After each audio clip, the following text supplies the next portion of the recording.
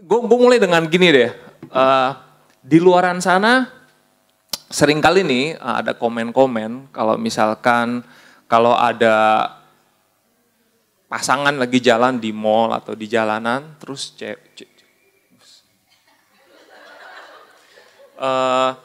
ceweknya oke banget, cowoknya gendut, tidak elok, pendek. Komennya apa pasti? Tuh cowok pasti kaya banget. Betul nggak? Betul nggak? Betul nggak bro? Nah, by the way no offense ya. Lu panggil bro siapa barusan? Nah, kenapa bisa orang spontan secara langsung orang ngomongnya begitu? What has happened to our society? In fact pas gue ngomong gitu aja relate banget semua yang di sini. Gimana tuh bro? Iya, sebetulnya yang terjadi di society kan emang gitu ya. Jadi orang tuh karena no money no honey, persepsi no money no honey itu udah begitu melekat sama kita. Sampai seakan-akan tuh kita punya cara pandang tuh kayak gitu. Yang namanya orang nyari pasangan itu pasti yang harus either dia cakep, kalau bisa semuanya kan cakep, kaya, tinggi, tadi kan berada, elok dan lebih tinggi daripada yang lain ya kan. Sehingga kalau misalnya ada orang yang udah pasti nggak cakep dan nggak tinggi, tapi dia masih mau juga, ya pasti kriteria yang ketiga, kaya. Tapi itu menunjukkan betapa kita di society udah berhasil di brainwash sama dunia ya, yang menempatkan penampilan dan kekayaan itu kayak jadi prioritas buat segala-galanya gitu.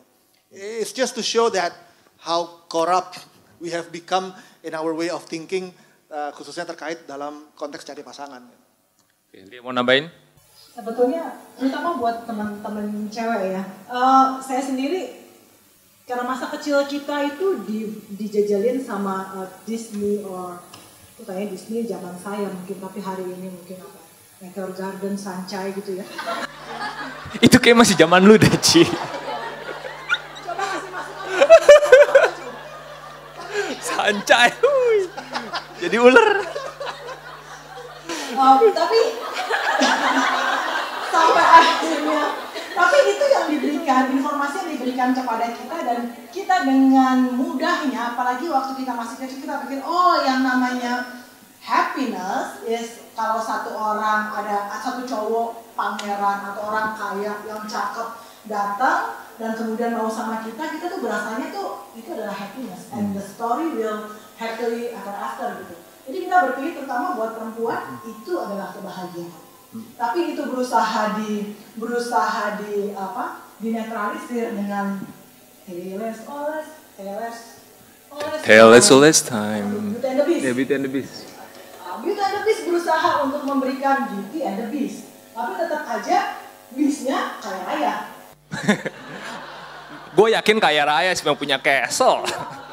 Jadi tetap aja biarpun jelek tapi kaya. So itu yang membuat paradigma itu jadi nempel dan udah masuk ke alam bawah sadar kita kalau yang benar adalah seperti itu. Oke.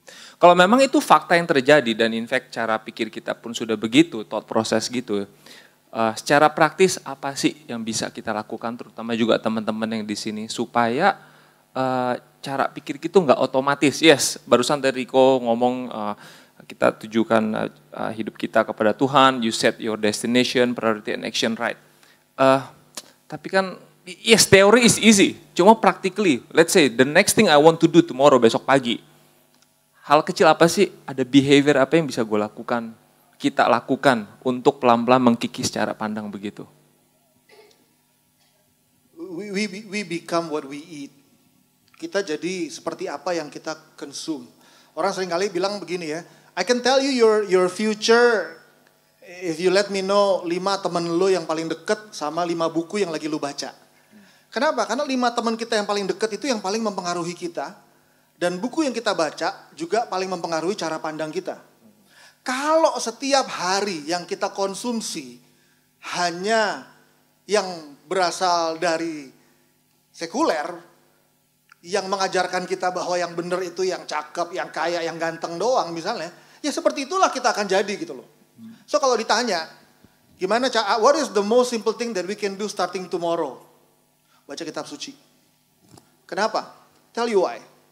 Karena setiap hari kita dibombardir sama secular message. Dan setiap kita dibombardir itu akan mempengaruhi kita. Kita counternya pakai apa? Pakai apa kita counternya? Nggak ada wisdom yang lebih kuat, lebih powerful daripada the word of God. Kita seringkali mencari-cari motivator ini, motivator itu yang kadang-kadang benar, kadang-kadang nggak benar. Tapi kalau kita mau yang benar, then it's the word of God. Read the Bible every day. And biarkan sabda itu mengubah kita. Cara pandang kita, sikap hati kita. Jangan membiarkan dunia yang mengubah cara pandang kita dan hati kita. Setiap hari ini berebutan nih informasi yang masuk dalam diri kita. Informasi dari iklan produk ini. Informasi dari iklan kecantikan ini. Informasi dari investasi ini yang bilang kita mesti retire young, retire rich, retire handsome, retire Botak. Ntar lagi I might follow your path. So, It's okay, man. Great men things like. Okay. So kalau kita tiap hari membiarkan diri kita dibombardir sama itu, ya seperti itulah kita jadinya. So kita mesti counter attack. Kita mesti counter itu dengan cara apa?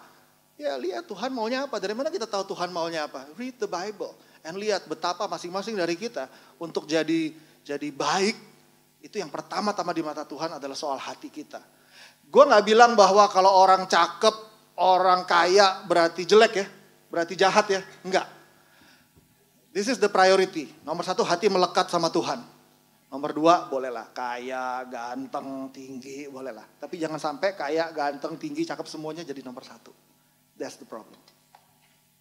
Lia mau nambahin? Saya rasa keberanian untuk melangkah dan challenge yourself every day untuk mau keluar dari diri kita sendiri. Karena banyak hal yang kita pikir itu adalah kebahagiaan, kayak tadi misalnya perempuan itu fokus kepada fisiknya, kemudian terus berfokus kepada sesuatu yang sebetulnya enggak prinsip, tapi dia pikir itu membawa dia pada kebahagiaan. Itu perlu di counter setiap hari. Dan untuk meng-counter itu perlu keberanian untuk melawan arus. Karena hari ini banyak sekali yang tadi dibilang media, semua hal membawa kita ke arus yang itu karena itu adalah sesuatu yang menguntungkan juga buat mereka. Bedah plastik, kemudian kosmetik, kemudian diet ini itu dan sebagainya, itu kan semuanya kan sesuatu yang dijual oleh dunia juga. Bukan berarti kita nggak menjaga kesehatan loh ya, terus bisa tampil sejelek-jeleknya, terserah lah orang lain pikir apa kan gue orangnya begini, bukan begitu juga maksudnya. Tapi belajar untuk keluar dari diri kita dan memberikan diri kita kepada orang lain, bukan berfokus kepada diri kita. Okay. Dan itu butuh keberanian. Thank you Rico ya. Saya rasa penting banget ya masukan praktikal dari mereka ya. Soalnya saya melihat cara pandang di dunia ini tuh ya dari soal cara pikir sebenarnya orang kaya itu sebenarnya tuh kayak gimana. Sampai kata baik pun jadi salah prasangka. Kenapa gue bilang gini? Contohnya gini. Anak Tuhan kan anak baik dong. Nah, anak Tuhan anak baik. Nah ini statement di lapangan nih, bukan gue yang buat-buat. Kalau gue cowok lagi ngumpul-ngumpul sama temen. Terus teman sama teman lagi mau ngenalin. Bro, gue kenal ada cewek nih. Pertanyaan pertama apa? Cakep nggak? Jawabannya sangat diplomatis. Kalau nggak cakep. Cakep nggak? Orangnya baik bro. Betul nggak? Nah sehingga kata baik sendiri sudah menjadi diacak-acak gitu loh. Ditanya cakep nggak? Orangnya baik man, yuk. Terlalu obvious gitu. Jadi itu yang terjadi di luar sana. Saya rasa Rico and Lia bilang, perlu dilakukan banget ya supaya kita nggak kecuci otaknya.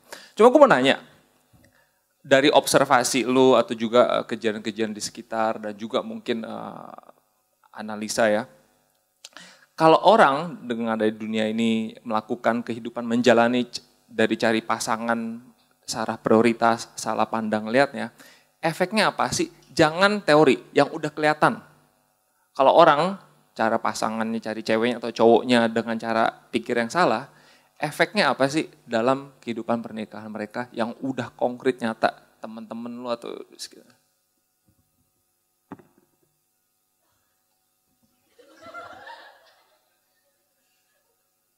efeknya tuh ya ada 10 alasan perceraian di Indonesia. That's very real. I mean itu real banget karena ada angka, ada studi. I mean kita nggak berandai-andai gitu. Ya jelas aja, karena seringkali waktu kita masuk di dalam pernikahan, kita nggak masuk dengan attitude hati yang benar. Kita nggak masuk dengan sikap mencari orang untuk jadi suami. Kayak tadi gue bilang gitu ya, lu mau cari investor apa cari suami?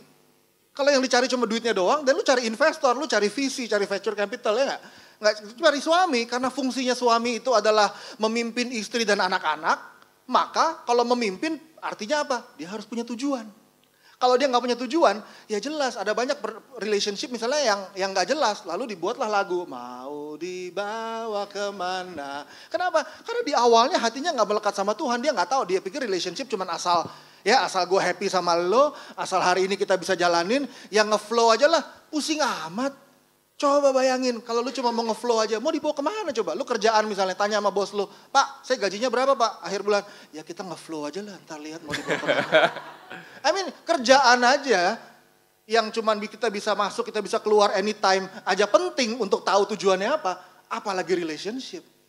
Nah tapi seringkali tuh kita nggak mikirin hal-hal yang penting dalam relationship, kita cari hal-hal yang di permukaan, kecantikan lah, kekayaan lah. I mean, kecantikan dan kekayaan nggak pernah jelek, semuanya itu baik kalau semuanya digunakan untuk tujuan yang benar. Dia mau tambahin? Saya rasa yang terjadi sekarang juga, kok tadi kan ada 10 itu ya, salah satunya kan komunikasi yang breakdown. Sebetulnya dalam pernikahan bukan cuma dalam pernikahan terjadi komunikasi breakdown gitu. Dalam pacaran pun juga menurut pendapat saya kadang-kadang ada gap, ada breakdown dalam communication yang terjadi. Waktu kemudian misalnya mereka nih udah nggak jadian hanya karena mereka punya tuh ganteng asal superficial reason doang. Dan kemudian dalam pacaran ada komunikasi yang breakdown karena apa? Karena mereka benar-benar pacaran yang jatuh cinta banget, yang kemudian lupa akan semuanya sehingga dalam pacaran lupa ngobrol, yang lupa memberikan diri. Akhirnya pacaran hanya fokus ke mereka terus. Misalnya tadinya, contoh lah yang hari-hari saya kan banyak hari-hari kan, pelayanan misalnya tadinya pelayanan, terus tiba-tiba waktu pacaran lupa semuanya. Kesannya cuman itu doang yang menjadi center dan padahal dalam pacaran juga nggak ngobrol juga, tidak menemukan apakah cowoknya ini benar-benar melekat sama Tuhan, ceweknya juga benar-benar punya faith ke Tuhan gitu, karena mereka cuma menikmati masa-masa pacaran yang menyenangkan sehingga sebetulnya sejak pacaran itu sudah ada communication breakdown sehingga di marriage-nya kemudian juga ke bawah gitu maksudnya. Actually Lia barusan bawa poin yang sangat bisa gua relate banget. Dulu waktu gua sama waktu itu masih pacaran sama Edith. I think my wife is here already. Ya, yeah, with my wife. Dulu waktu masih pacaran, gue mengenal pribadi gue pribadi yang dari dulu dari kecil emang demen berkomunitas, aktif segala macam. Terus kan waktu pas lagi pacaran adjustment sampai to the point, gue inget banget gue sempat bilang ke Edith begini.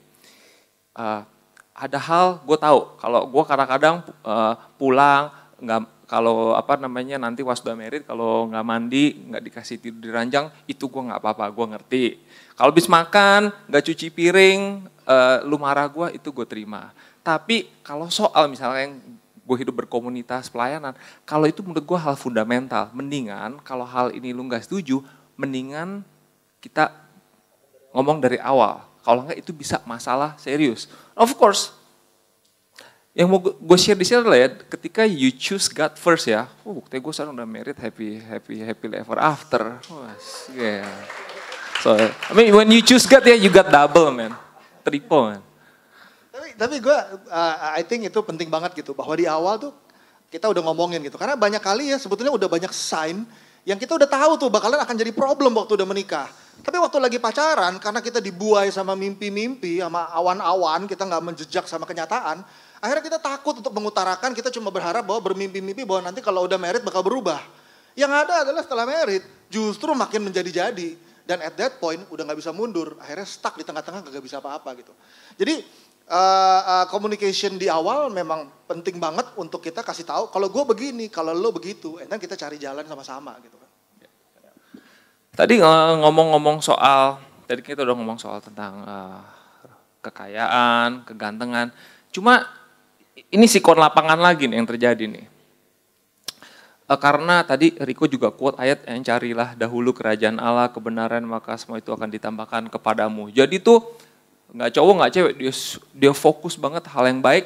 Dan juga karena persepsi atau brand tentang orang yang kaya atau yang ganteng itu juga menjadi sesuatu. Apalagi kalau sama orang-orang yang religius ya dibilang, wah ya Katolik bilang kalau kadang-kadang you have to be poor gitu kan. Sehingga kalau kaya atau ganteng sesuatu yang hal yang salah gitu loh.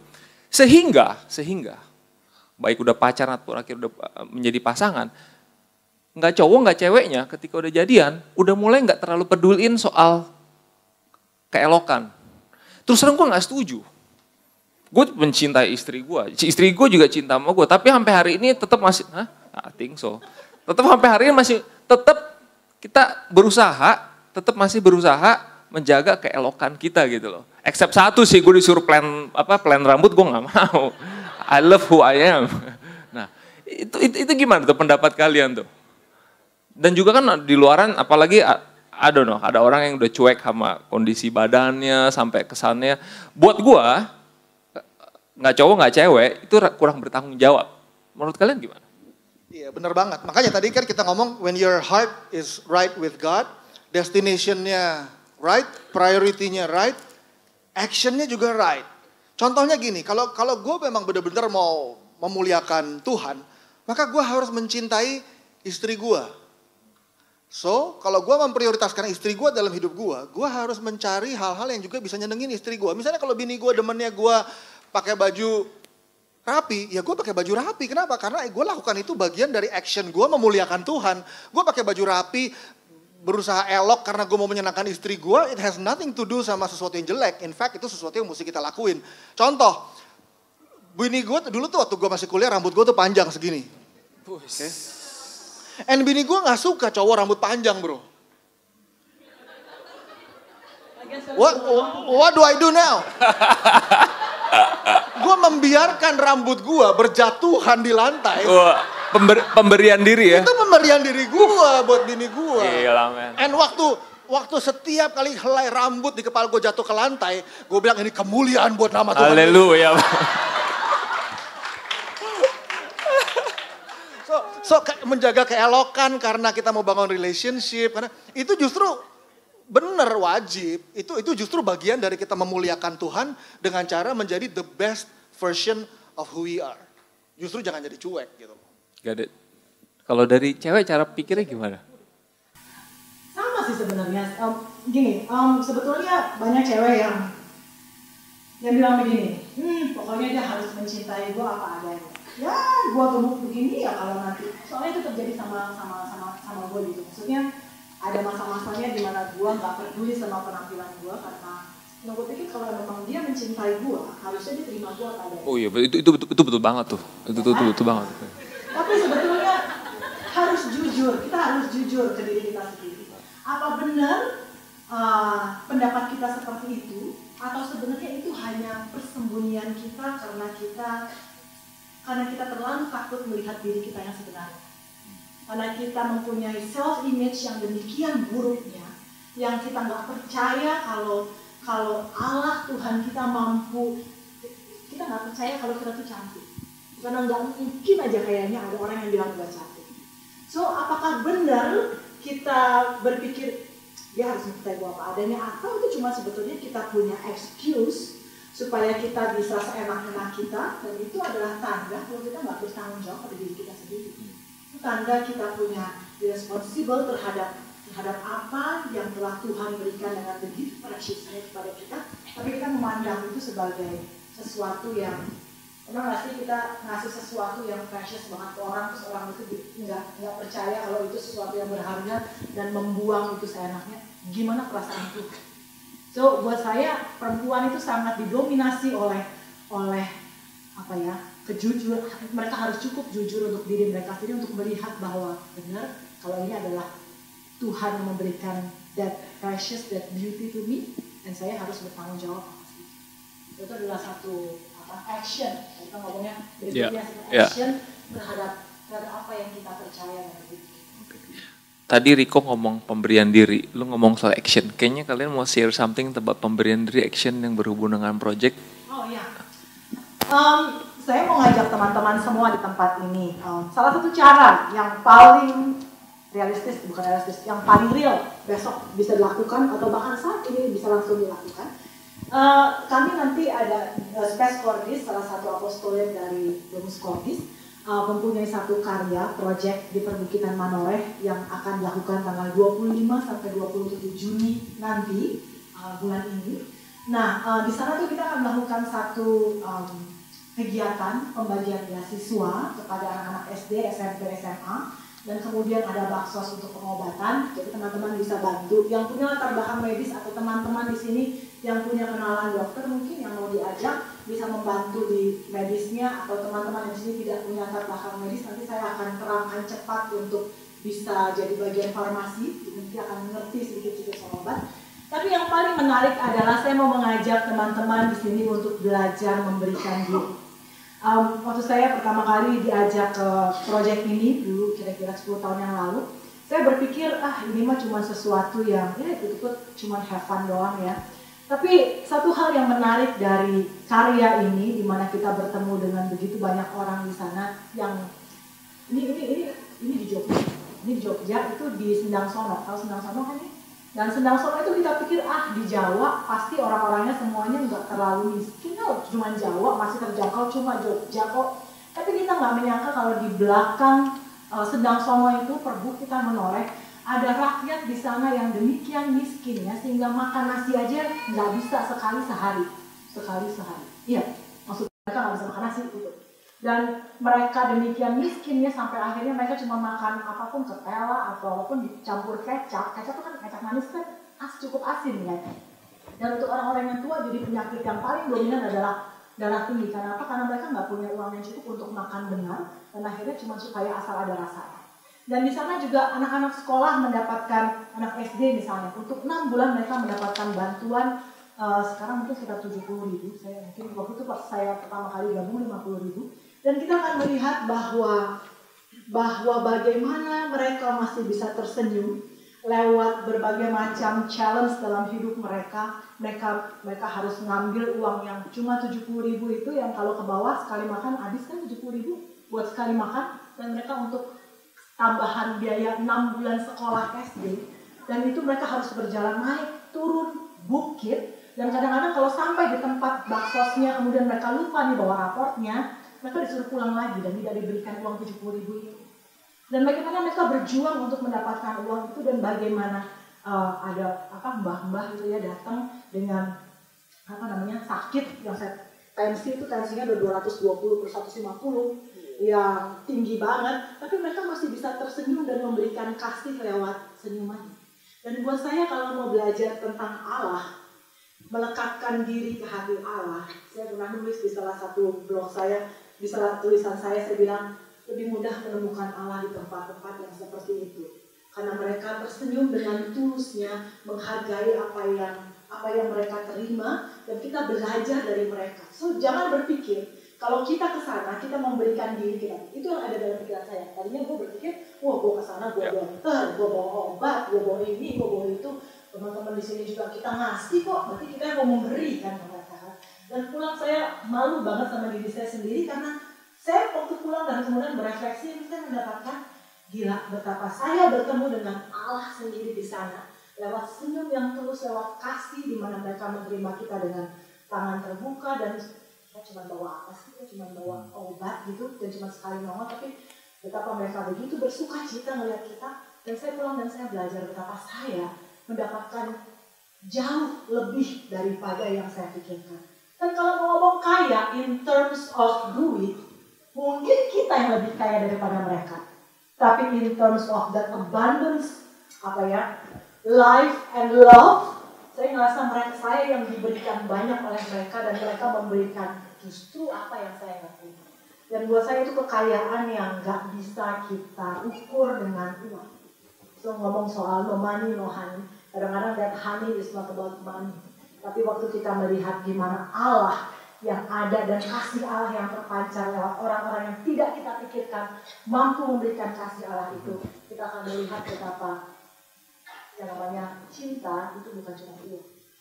Thank you Lia. Dan informasi di belakang ini untuk? Yes, ini nanti kalau ada teman-teman di sini yang tergerak untuk memberikan donasinya, untuk kita nanti beli obat dan kemudian macam-macam di sana buat operasional, silahkan transfer di nomor rekening yang tertera di situ, atau kalau ada yang mau tahu lebih lanjut, mau ikut misalnya di depan nanti akan ada teman-teman dari Space Cordis booth yang akan disediakan untuk bertanya di sana, atau mungkin bisa WhatsApp di nomor-nomor yang thank you Lia.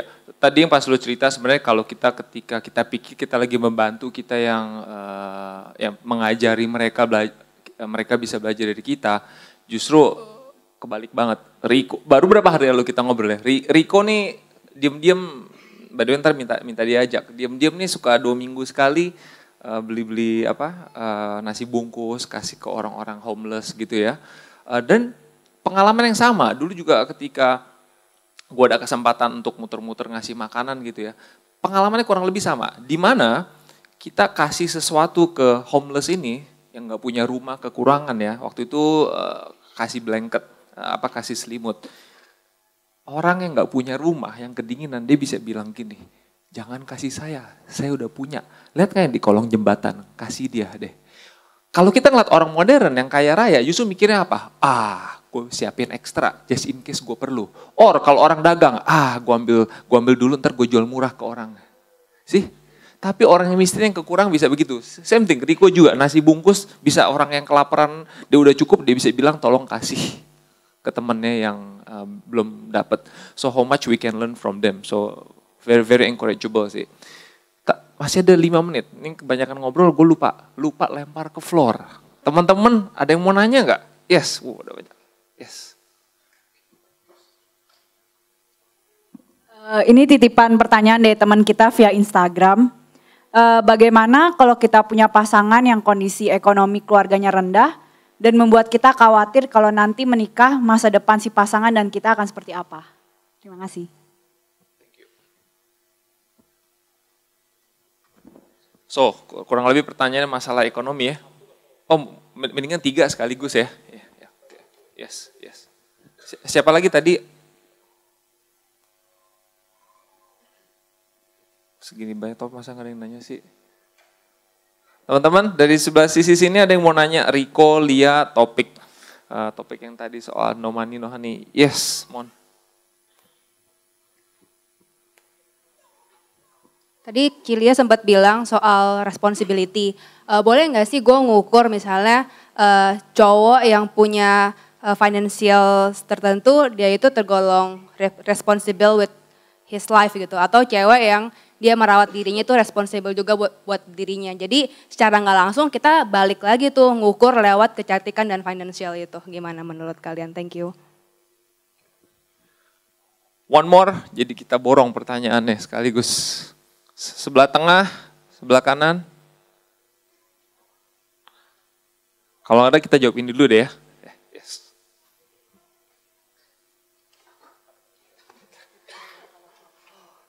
Iya, jadi kalau misalnya financial cowoknya sama keluarganya financially nggak cukup oke gitu ya. Sementara si cewek financially jauh lebih mapan. Gini ya, semua marriage can work.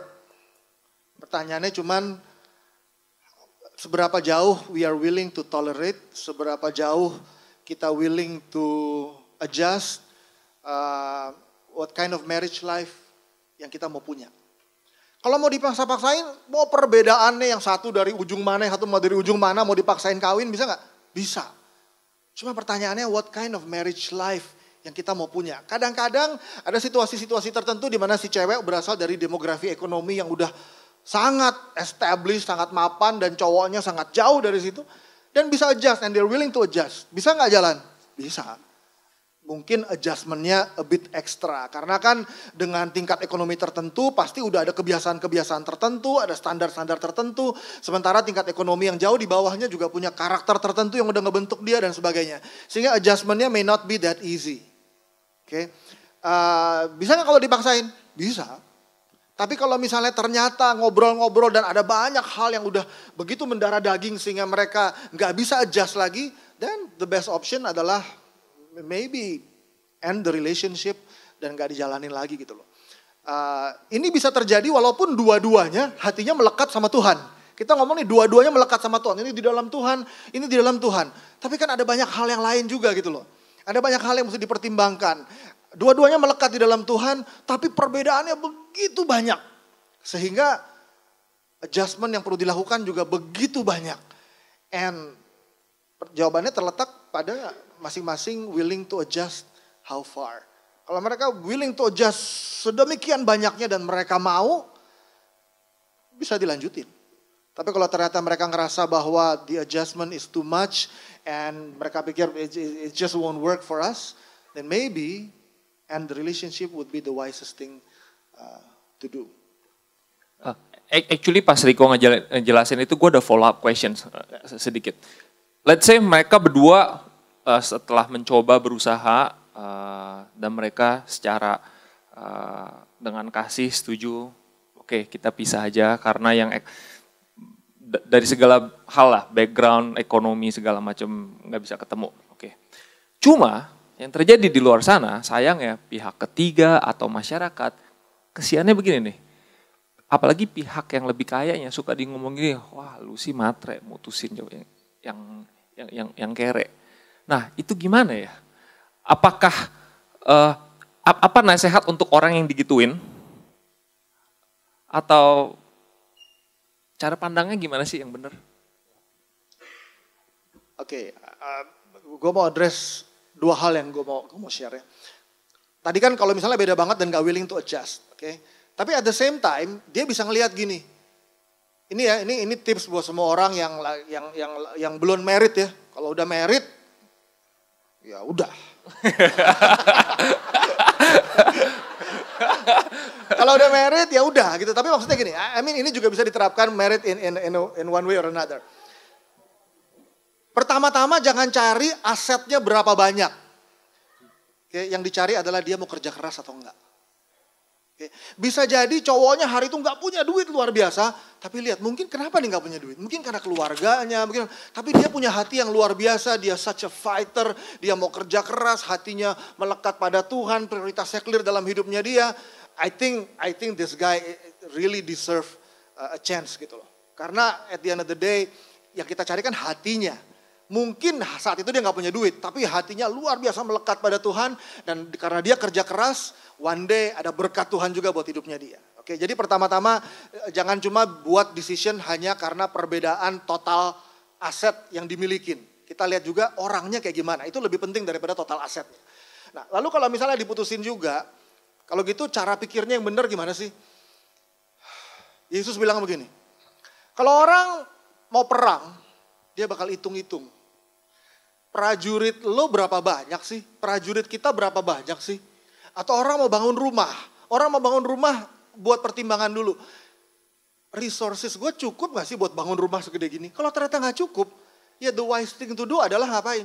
Ya jangan bangun rumahnya. It's very clear, it's very simple. Kalau ada orang di luar bilang, lu pilih begitu gara-gara matre.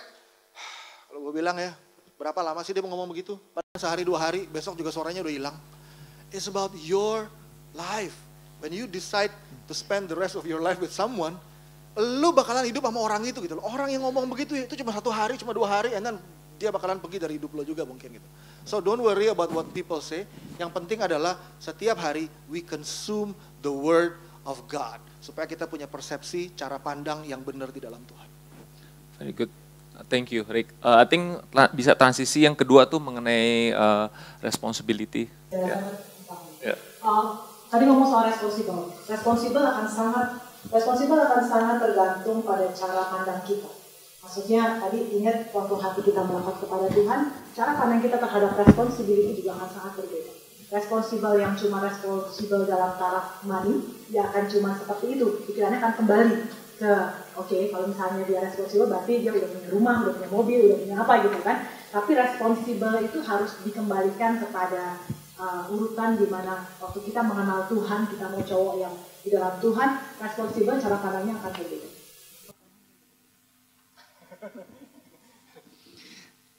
Kita kan ada responsibility itu kan tanda maturity ya, tanda kedewasaan ya.